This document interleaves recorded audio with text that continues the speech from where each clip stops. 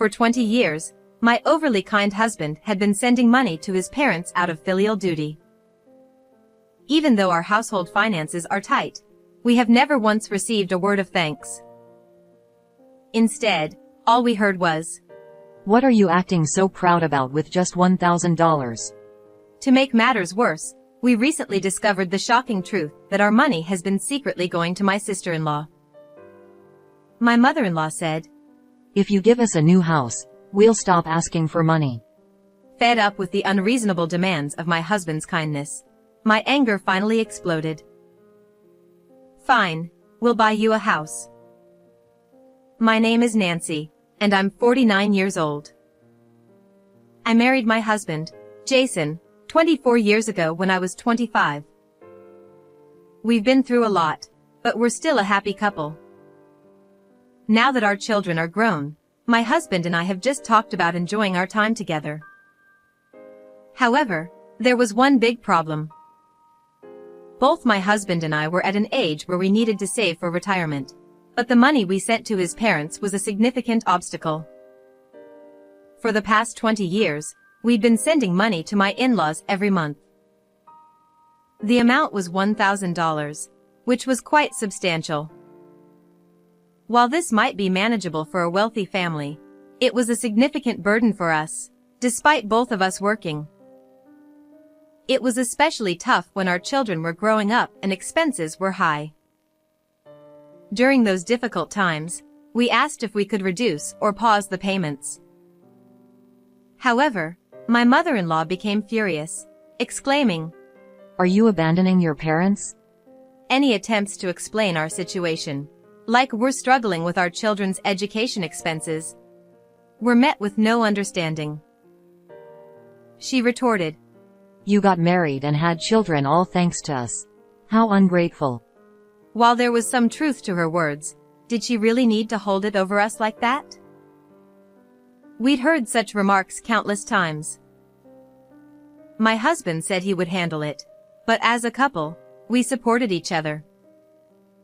So, I took on the responsibility of the payments, leaving our household finances to my husband.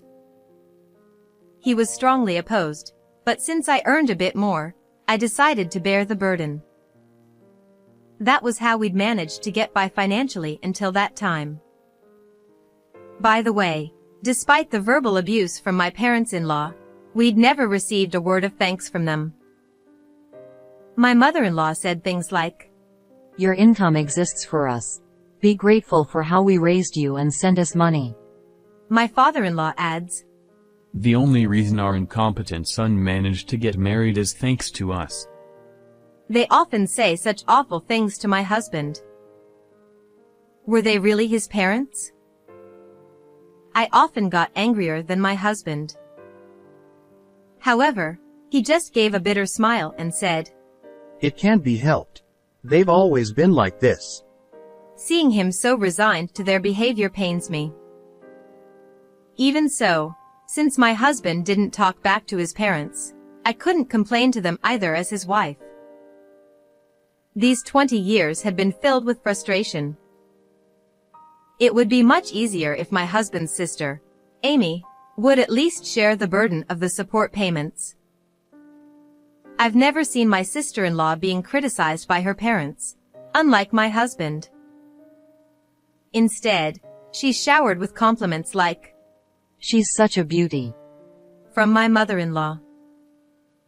Also she would remark, "She looks just like me when I was young." Even my father-in-law says, "Just by being born, she's already fulfilling her filial duty."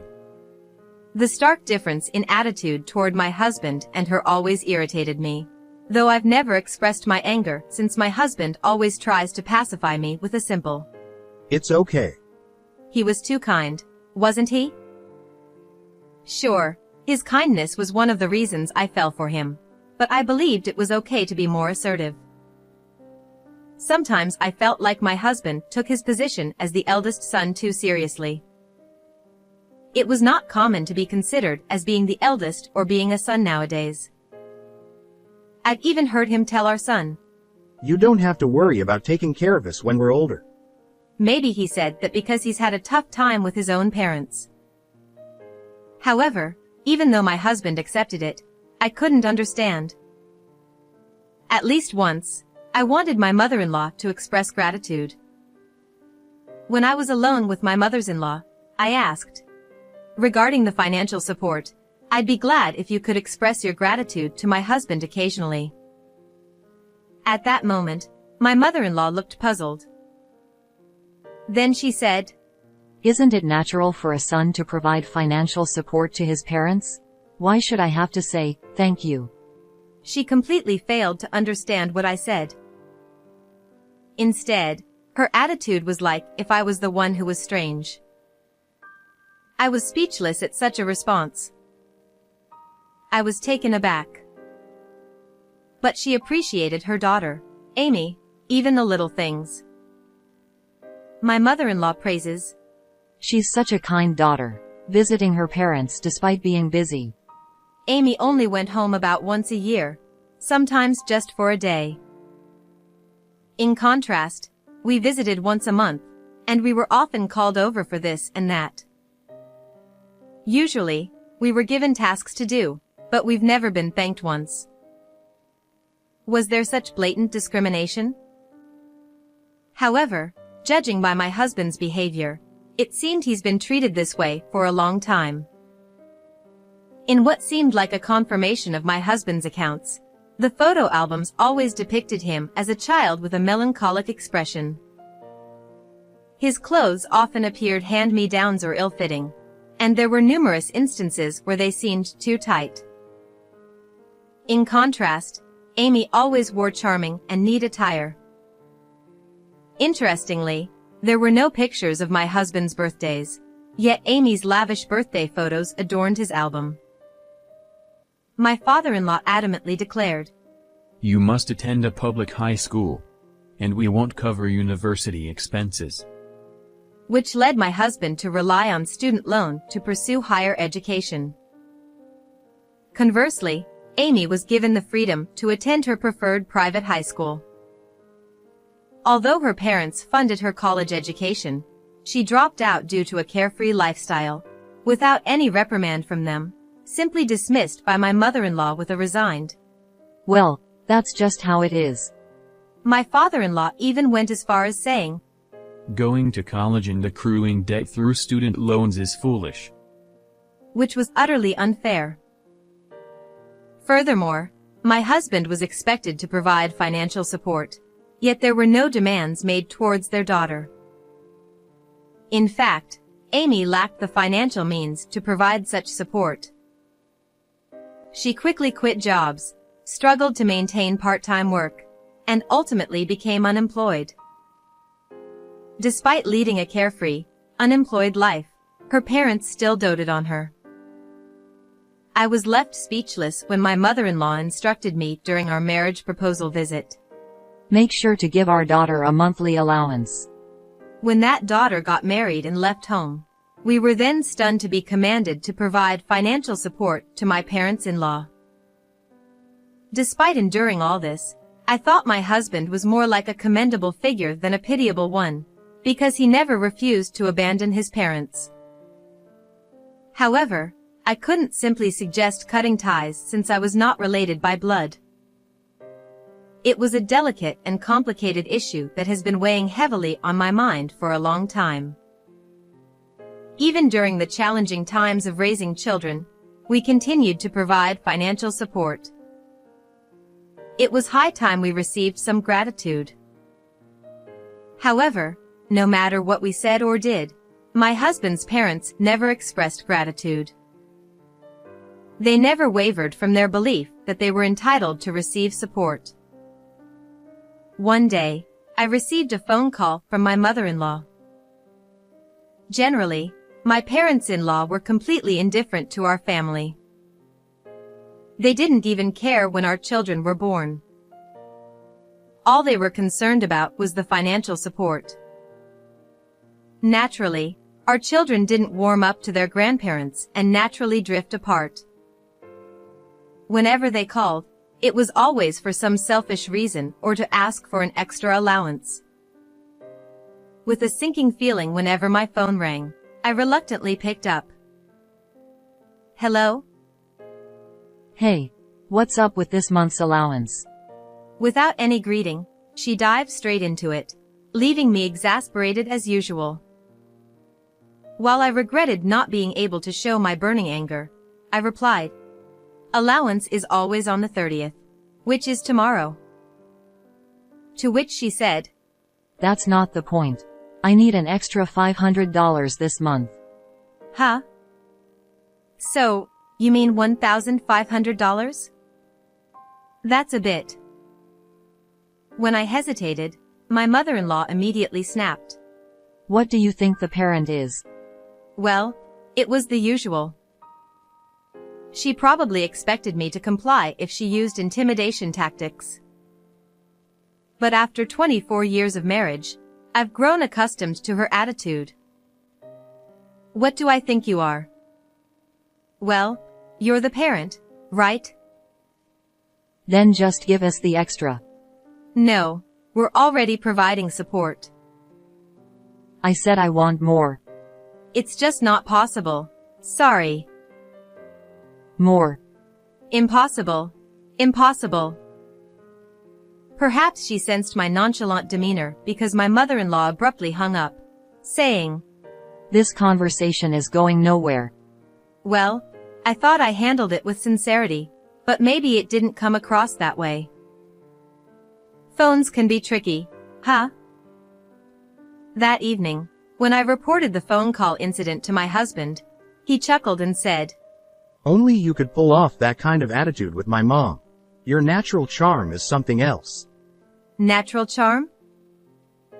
I'm not particularly charming, I replied. I'm just conveying what you couldn't say. Once we increase the allowance, they'll keep expecting the same. I want to cut down on expenses for our retirement, so you have to say no, okay? Yeah, I get it. My husband nodded, but he seemed uneasy. And his unease proved valid.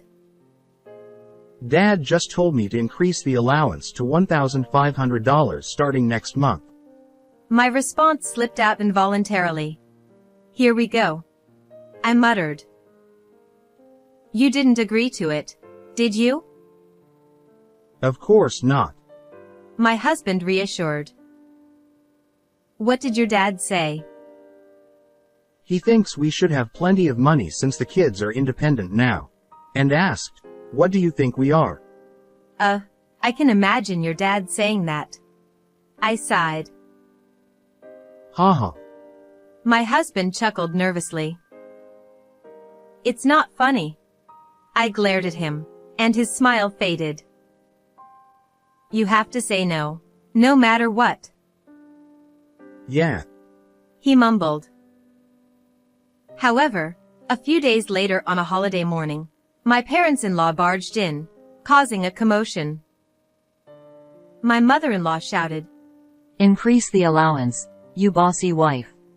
It seemed she blamed me for not being able to increase the allowance. So, I threw popcorn at her. Here, have some. My mother-in-law asked, What's this? Since you think I'm such a devil wife, why don't you try it too? My mother-in-law exclaimed. All right then. Here I go.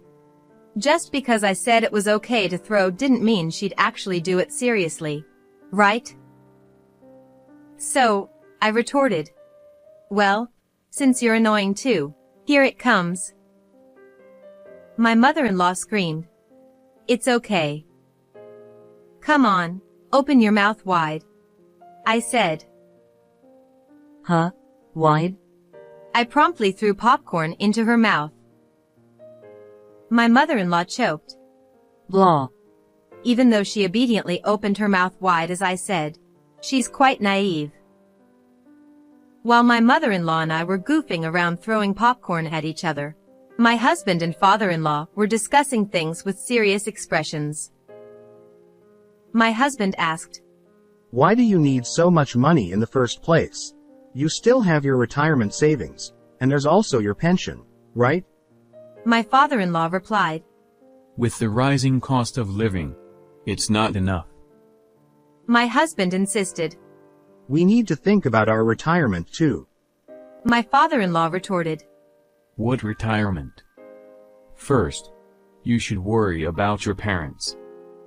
Like my mother-in-law, my father-in-law seemed to think yelling at us would make us understand. My husband has faced many unfair situations since he was a child. As I threw popcorn at my mother-in-law, I silently cheered. Hang in there, Jason. And somehow, my husband must have felt my support because he firmly said, It's impossible. If you really need money, ask Amy. Oh, that's a valid point. Just as I was impressed, my mother-in-law aggressively threw popcorn at me as if in retaliation, so I hit back with a newspaper bat. But my father-in-law said, There's no way I could ask her. And got mysteriously angry. I thought Amy was struggling, so I wanted to help with the allowance. Oh no. Wait a minute, what's going on here? I paused with the newspaper bat poised to strike, and then popcorn came flying at me. Ignoring it, I looked at my father-in-law. Even my husband was frozen in surprise. What's that about? Did you, by any chance, give our allowance to Amy? My husband cut straight to the point. It shouldn't matter. It's our money, and we can do what we want with it. No, it's Nancy's money, isn't it? I received it, so it's mine. What's wrong with using it for what I want? Then I'll just give the allowance directly to Amy. What are you taking credit for? Amy probably doesn't even know it's from us. Of course not. Fathers want to look good to their daughters. Stop messing around. My husband finally lost his temper, understandably so. The allowance we've been giving for our parents all this time, thinking it was for their sake. Even though it was coming out of my salary, it was essentially our family's money. We'd endured not going on trips as a couple and sacrificing to keep sending it, but this was just too much. Finally, tears welled up in my husband's eyes. These tears were probably more filled with frustration than sadness. As his wife, I understood his feelings well. My husband had endured being treated differently from his sister for so long. Despite that, he continued the allowance for his parents' sake. Only to find out it was for their daughter. No wonder even my gentle husband would be angry. Overwhelmed with shock, my husband silently continued shedding tears. I gently placed my hand on his back and stared daggers at our parents. Both of you have gone too far. For the past 20 years, we've been sending allowances and all you do is criticize us.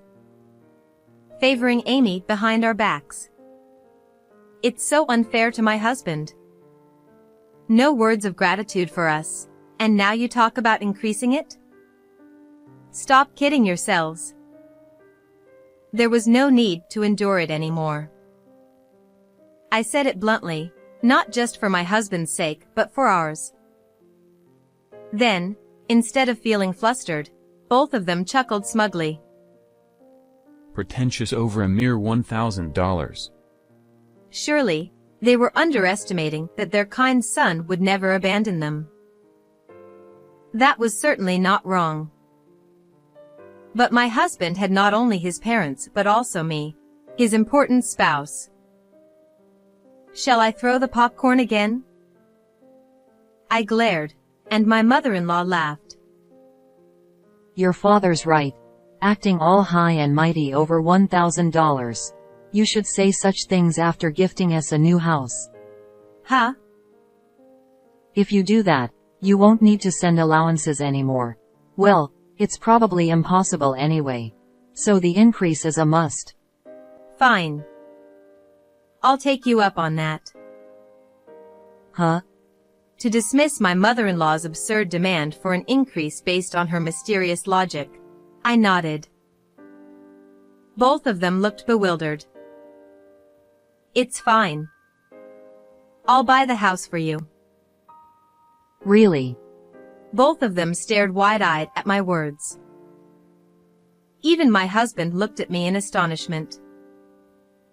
Please don't look at me like that. While thinking it was not that big of a deal, I smirked. Several months later. The house is ready. I called my in-laws to the newly built house.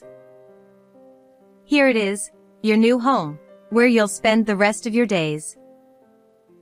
With a beaming smile, I led them inside. It was a very large single-story house, more than spacious enough for a couple to live comfortably. What's this? My mother-in-law's astonished voice prompted me to proudly spread my arms. Look at this vast land. A garage big enough for several cars. You could turn it into a farm or put effort into gardening. Maybe even keep lots of goats or other animals. Wait a moment. But above all, look at the size of this house. And this traditional thatched roof. It's a rare experience in this area. Wait, just a moment. You've never had an experience like this before, have you? Wait a minute. No electricity or gas. It's the ideal old-fashioned farmhouse. Now, enjoy country living to the fullest. Just wait a second, hold on. Interrupting my increasingly excited speech, my mother-in-law shouted with a bright red face. What's going on? You're too excited. Where on earth is this place? It's a secluded house deep in the mountains, I proudly announced. You've seen these kinds of houses on TV, right, in the mountains? And now, it was right in front of us. Impressive, wasn't it? As I looked at my mother-in-law with a smug expression, she stared back, then suddenly snapped, startled by the situation. Why do you find such inconvenient places? And what's with this rundown house? I heard we were getting a new house built, so I expected something brand new, but this definitely looks secondhand. What are you talking about? It's a brand new house built using all reclaimed materials from an old house. So basically, you dismantled an old house that couldn't be lived in and rebuilt it with its materials? It's perfectly livable now, so there's no issue. No, no, no. At least install gas and electricity. Why? Why? You. My mother-in-law looked at me with a defeated expression as I tilted my head. What's the problem? You asked for a house to be built, so I did it. Why are you unhappy? I have nothing but complaints. Rolling my eyes at their extravagance, I glanced at my husband, who wore a very complex smile. But, if you've been given a house as a gift, you'll stop the allowance, right? Huh?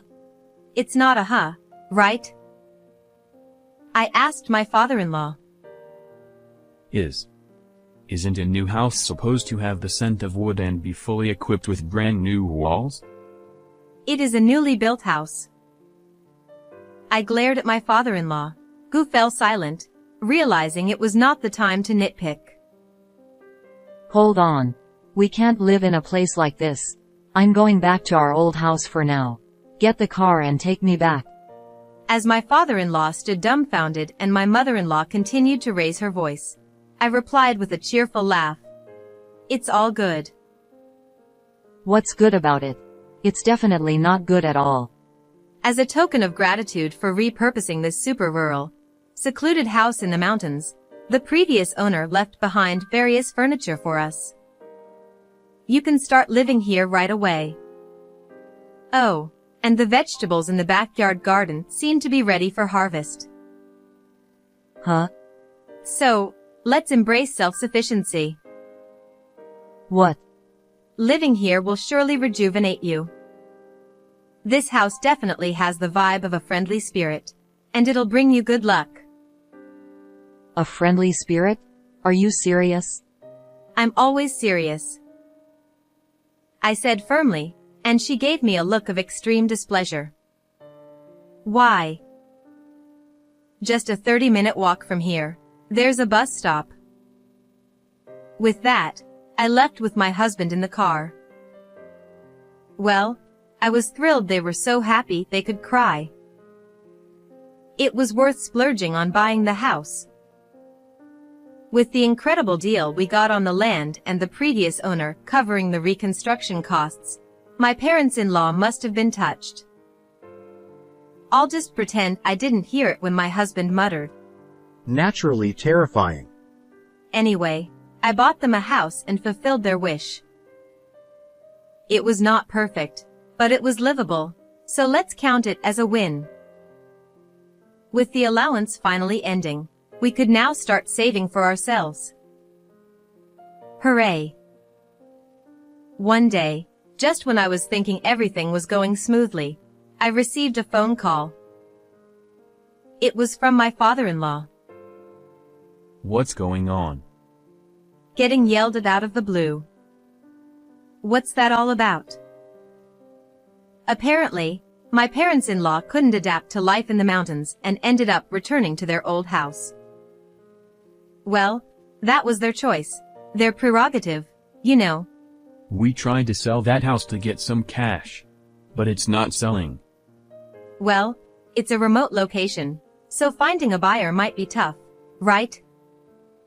That's not it. We consulted with a real estate agent, and they said it could appeal to people dreaming of country living. We thought we'd have buyers lined up. Oh, I see. Seemed like there was demand for retiring to the countryside quietly or giving their weary urban souls a break. But I can't sell it. And he was shouting. What's the deal? It's not in my name. I could imagine my father-in-law on the other end of the phone, his face red with anger. Well, yeah, that's true. I replied in a hushed tone, as if to say, what nonsense are you talking about? What did you say? Did you deliberately put the house in your name? So, that secluded house in the mountains that I bought for my parents-in-law was actually in my name. What was so strange about that? It's strange. That's my house. The one I received. So why isn't it in my name? Well, because I bought it. Huh? What's strange about the buyer's name being on the deed? What's strange is... Huh? I could hear the despair in my father-in-law's voice. It's really quite simple. I tilted my head in confusion. I bought the house, and it's perfectly fine for you and your wife to live there. It's straightforward, isn't it? I asked you to buy it. And so I did. No. But... I could almost picture my father-in-law feeling exasperated on the other end of the phone. But I really couldn't understand what he was saying. In the first place, my father-in-law didn't negotiate with the real estate agent when we bought the house. He didn't even remember signing any documents. Why did he think it would be in his name? It was bizarre. Anyway, change the deed to my name quickly. I'll sell that inconvenient house right away. Why? Living with a friendly spirit isn't something you can just do. There's no friendly spirit. And I wouldn't want to live there even if there was. What a luxurious complaint. Living in a house where there was no rent or mortgage. What's the problem? I really didn't get it. I think, if you want to give money to Amy, a house in the mountains with no utility bills would be perfect. I said. That's right, Amy. Amy is the problem again. Seemingly recalling something suddenly, My father-in-law raised his voice. She's asking for help with the down payment for her new house. Oh, I see. I replied, wondering what that had to do with us. My husband was increasingly fed up with his parents' blatant favoritism and discrimination. Amy seemed to take her parents' support for granted, and she and my husband had grown distant. So, I didn't really care about Amy's situation, but you're free to help her if you want, I suggested. We were planning to sell the house in the mountains for money, but the plan failed. You two should take responsibility and provide the money. No, thank you. I cut in, rejecting the idea outright, and hung up the phone. Immediately, the phone rang again. Annoyed, I answered, and my father-in-law shouted, If you don't want to, then put the house in my name. And again, I replied firmly, No, thank you. The phone kept ringing with demands like, Give us money. Change the deed. Each time, I responded with a firm, No, thank you. Finally, my father-in-law's tone softened to a pleading one. Please give us the money. Matching his tone, I replied tearfully, No, thank you. And after that, the phone attacks stopped. Phew. That evening, when my husband returned from work, he told me that his parents had called his office. They asked me to do something about my naive wife. He chuckled as he reported this to me. Of course, I have no intention of doing anything. He smiled. But they continued to send letters and occasionally visit our home, persistently demanding house, money, deed, and so on. Fed up, I finally said, Next time, we'll give you a new, freshly built house as a gift. And finally, the relentless attacks stopped. After a while, my husband and I went to my parents' house. My mother-in-law said, This time it's really a newly built house, right? So, I nodded vigorously and said, Yes, I built it. My father-in-law looked satisfied and exchanged glances with my mother-in-law. He asked, Oh, really? By the way, where is it? We don't need another house in the middle of nowhere in the mountains. I reassured him, Don't worry. Whether it's in the city or anywhere else, you can put it wherever you like. Perplexed, my father-in-law asked, Put it wherever? What do you mean? So, I repeated, You can put it wherever you like. Confused, they both tilted their heads in unison as I dramatically placed a package I had secretly brought with me. My mother-in-law exclaimed, What is this? It was a large parcel that would surely excite her. This is something you'll love for sure. It's that kind of house, I said proudly. She replied, Huh? I then unveiled the contents of the large package. What appeared was a miniature version of a grand mansion. My father-in-law exclaimed, What in the world is this? My mother-in-law gasped. What? A dollhouse? My father-in-law was shocked and his eyes widened, and my mother-in-law was bewildered. Puffing out my chest proudly, I declared, Isn't it amazing? I made this. My mother-in-law was astonished. Huh. I'm actually quite skilled at crafts. I make dioramas as a hobby, I explained. My mother-in-law couldn't believe it. What? I continued. This is indeed a house I built. Please accept it. She exclaimed in disbelief. What? It was a dollhouse that any little girl would be delighted with. Looking at their stunned expressions, I thought to myself, I did a good job. I was glad that they were so delighted that they could say nothing. Especially, I hoped my mother-in-law could play with it. My husband and I left my parents' house, leaving them speechless. It seems like they were both really pleased. "That's great," I said to my husband, who replied. "You're so goofy." I refrained from saying, "I'm not goofy, it's intentional," and just stuck my tongue out inwardly. After that, the two of them kept bothering me with various messages, but I ignored them all. Eventually, they quieted down when they realized their attempts to impose on me were futile. Just when I had forgotten about them, I received a call from a relative. It turned out, the two of them were strapped for cash and had been begging for money everywhere. Apparently, in a bid to impress their daughter Amy, they sold their previous house and offered financial support for Amy's new home. When Amy asked them to live together in the new home, they agreed to help, but as soon as they sold the house and handed over the money, communication ceased, leaving their plans to live in the new home in ruins. In other words, Amy had used them to her advantage. Like parents, like children. My husband, who doesn't resemble that family at all, must be a genetic mutation or something. Abandoned by their daughter and estranged from their son and daughter-in-law, the two of them, rejected after begging for money everywhere, eventually found themselves in that lonely house again. Well, at least it provides shelter from the rain and wind. I'm glad my purchased house could be of some use in its odd way.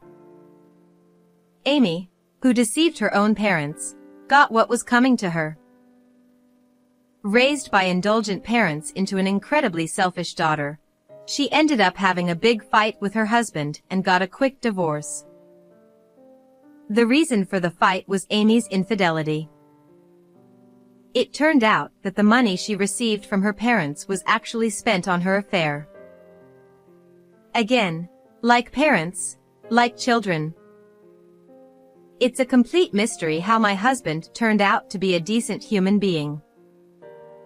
Perhaps it's because he wasn't raised properly by those parents. Amy, with nowhere else to go, apparently headed to the same lonely house where her parents reside, and is now living with them. However, with a daughter who betrayed them after being spoiled rotten and those stubborn parents, there's no way they can get along well. Amy, who's now unwilling to work, relies solely on her parents' pension for a poor quality of life.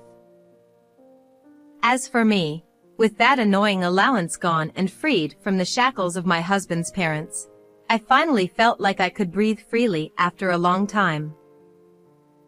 Now that we have some breathing room, let's go on a trip, I suggested excitedly as we looked through a stack of brochures from travel agencies. "Nancy, I'm sorry for everything. Thank you," he said, taking me by surprise. Seeing the relief on his face, as if a burden had been lifted, I simply nodded and replied, "Sure." I said, "Let's spend a happy retirement together, my dear." I could see his gentle smile, which I adore.